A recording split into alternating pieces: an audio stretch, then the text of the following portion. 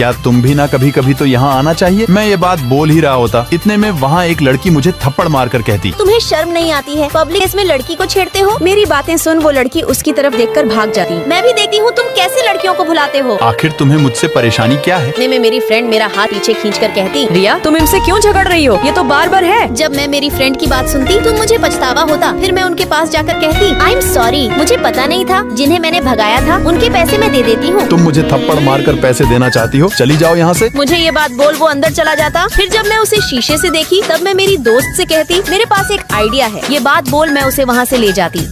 Next day तुम फिर यहाँ आ गई। हम तो यहाँ हेयर कट करवाने आए हैं। फिर मैं अपनी दोस्त को आगे लेकर आती, तुम अपने हेयर कट यहाँ करवा लो। जब मैं इससे ये बात कहती तब ये मुझे बोलती, लिया मुझे नहीं लगता कि इस शॉप में मेरे बाल स्ट्रेट हो सकते हैं। जब मेरी दोस्त ऐसी बातें कहती तब अयन उसे बोलता, मुझे लगता है तुमने मेरी शॉप का मेन्यू नहीं पढ़ा है। फिर मैं इनके सर पर शैम्पू लगाता, फिर उन्हें वॉश करता और फिर उनके बाल सेट कर इन्हें कहता, बताइए आपके बाल कैसे लग रहे हैं? वाकई में तुमने अच्छा काम किया है। मुझे भी ऐसे ही बाल करवाने हैं। मुझे नहीं लगता आपको बाल स्ट्रेट करवाने चाहिए। आपके बालों को देख मुझे लगता है कि कर्ल करवाने चाहिए। अयन को समझाते देख मुझे बहुत खुशी होती। फिर जब वो मेरी तरफ देखा तब मैं शर्माने लगती। इतने में, अयान क्या मैं बाद में आऊँ? तुम्हारी दुकान पर भीड़ लगी है तो। नहीं पहले तुम करवा लो, मैं तो यही हूँ। फिर जब मैं लिया के लिए खाना लेकर जाता तब मैं देखता, बैठे बैठे आज तो मेरे पूरे बदन में दर्द होने लगा है। लिया को ऐसे देख मैं सोचता, आज तो इसने बहुत ज्यादा मेहनत की है। फिर मैं खाने को टेबल पर रखकर लिया से कहता, अब खाना स्टार्ट करें। जब मैं ये बात कहता तब लिया सूप को पी कर कहती, ये तो बहुत ही ज्यादा टेस्टी है। ऐसा तो मैंने कभी नहीं पिया। वैसे है भी तो हमारी मेहनत का ही। हाँ वो तो है। फिर हम दोनों खाना खाने लगे। फिर हर रोज अयान मुझे कॉफी पिलाने ले जाता, कभी मुझे शॉपिंग करवाने के लिए ले जाता। फिर अगले दिन जब हम ज्वेलरी के शॉप में जाते तब, रिया